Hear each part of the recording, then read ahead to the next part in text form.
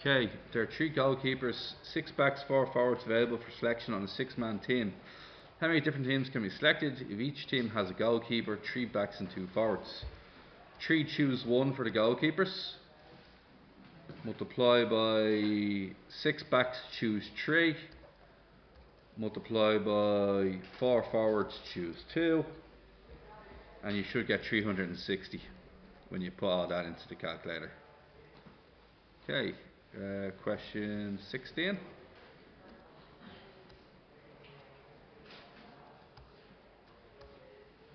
Alright. 5 points are marked on the plane.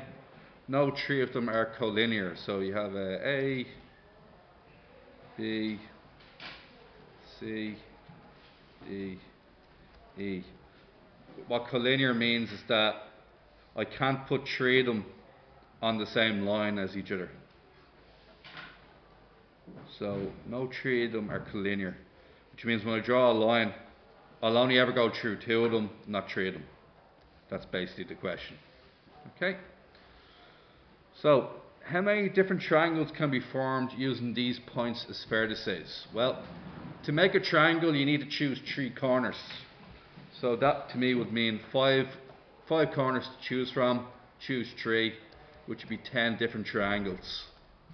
So that would be a triangle.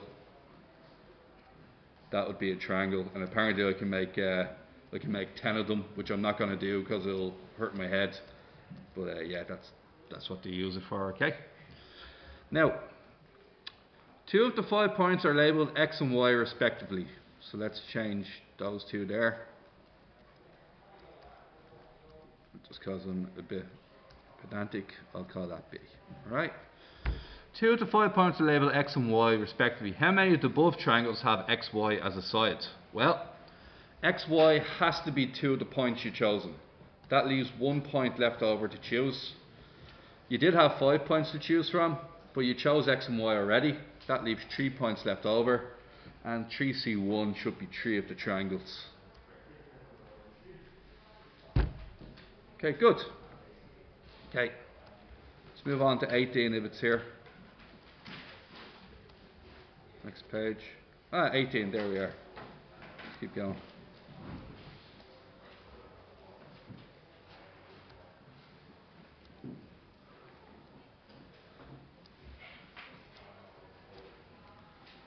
Now, 9 friends, including Anne and Barry, wish to go to a show, but only 5 tickets are available. In how many ways can the group of 5 be selected if both Anne and Barry are included? 9 friends, Anne and Barry. 5 tickets. Okay. Anne and Barry have to go. That means you've already chosen 2 of your tickets. That means you have 3 tickets left over. It means you've also chosen 2 of the friends, which leaves 7 friends for 3 positions. 7C3, 35. If Anne and Barry are both included. Either Anne or Barry, but not both. Okay? Have a suggestion for 18 part 2. Here'd be my suggestion. Shh. Total takeaway, both are going. If you get the total and you take away the amount of ways both of them are going, then what's left is only one of them is going. Is that okay? Oh wait, forgot. Minus none of them going. What does that leave over then?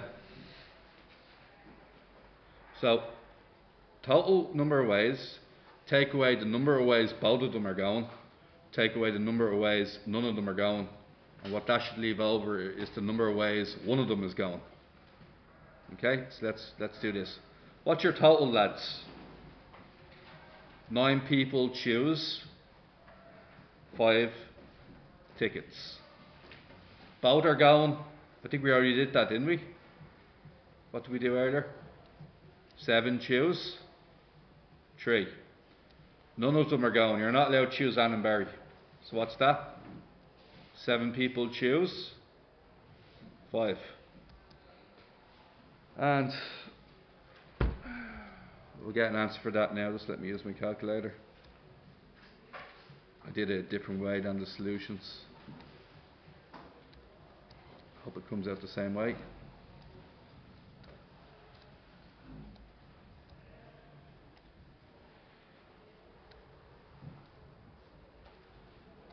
$70?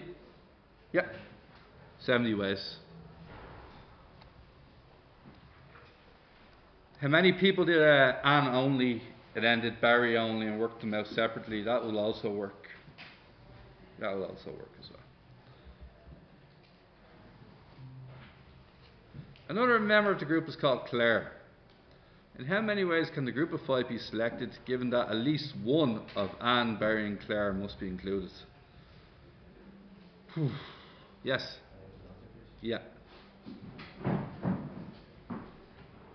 I take it we're still on 9 members. It's just that we know what the new member is called. Okay? I'm going to stick with my current system. What's my current system? At least one of them must be included. Alright? Well, why don't I just do total takeaway, none of them are going. Would that make sense to you? So, the 3 of them could be going, 2 of them could be going, or 1 of them could be going. So for me, that's the total number of combinations, take away the amount of ways none of them are going. So how do I make none of them go? So there's 9 people, but I'm not allowed to choose Anne, Barry or Claire. So how many people is that left over? 6 people choose 5, and when you throw all that into the calculator you'll get 120 ways. Okay, Ben. The second part Is my language. Now, this choose function, okay, as an example, 8 choose 3. Believe it or not, 8 choose 3 is the same number as what? Can anybody tell me? What's 8 take away 3? 8 choose 3 is the same as 8 choose 5. You can check that out in your calculator if you want. 8 choose 5. Same thing as 8 choose 3. Cool with that? Now it comes really obvious when you use the this is the formula for the choose system, okay? So imagine I did 8 choose 3. You okay with that? This would be 8 factorial. This one here would be 3 factorial. And then what's 8 take away 3? 8 take away 3? That'd be 5 factorial. So it would be 8 factorial over 3 factorial by 5 factorial. You cool with that? Now, instead of doing 8 choose 3, what happens if I did 8 choose 5? What would that mean? It would be 8 factorial divided by 5 factorial, then 3 factorial. And see the way it's the same thing. Does that kill you guys? Alright. Next thing. Can anybody tell me, oh sorry, leave that there. Can anybody tell me what is 8 factorial divided by 6 factorial? Really quickly in your head. Anybody know? Without using a calculator?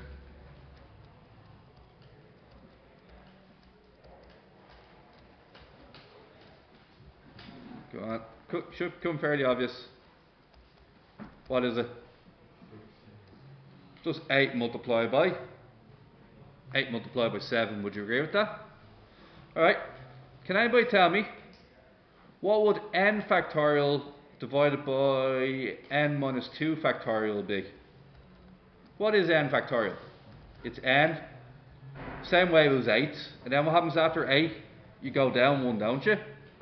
So it will be n multiplied by n minus 1 multiplied by n minus 2 all the way down, isn't it? All the way down to the number 1. And what would n minus 2 factorial be? Sorry. Womp, womp, womp. Right. Is everybody happy with that? What would cancel there? What cancels? N minus 2 downwards. And what's left on top? N times n minus 1. Is that okay? So, when we go to do these questions up here, what we're looking at doing is this. So, I'll take the middle one. Everybody see this one here? Use the rule. That's n, that's 2, and that's n minus 2. Everybody agree with that? N factorial, 2 factorial, n minus 2 factorial. Now, what's the difference between n factorial and n minus 2 factorial? Can anybody tell me? So, n factorial is n multiplied by n minus 1 multiplied by n minus 2 all the way back down to 1, which is essentially n minus 2 factorial. So what happens? The two of them cancel each other off, and what's left over then? N times n minus 1 on top, and underneath, what's 2 factorial? 2. And that will equal our answer of 45. Multiply it out, you get n squared minus n equals 90. Just bear with me for a second, lads, I know we're running out of time. And then what we should get is, it has to be a positive answer, can't be negative.